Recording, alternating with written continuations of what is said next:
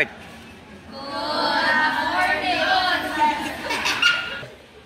afternoon, classmates, especially to you, Sir Sabordo. We are the Group 1 and this is our performance task in Alaling Panlipunan. Panatang makabayan, iniibig ko ang Pilipinas, aking lupang sinilangan, tahanan ng aking lahi. Kinukupkop ako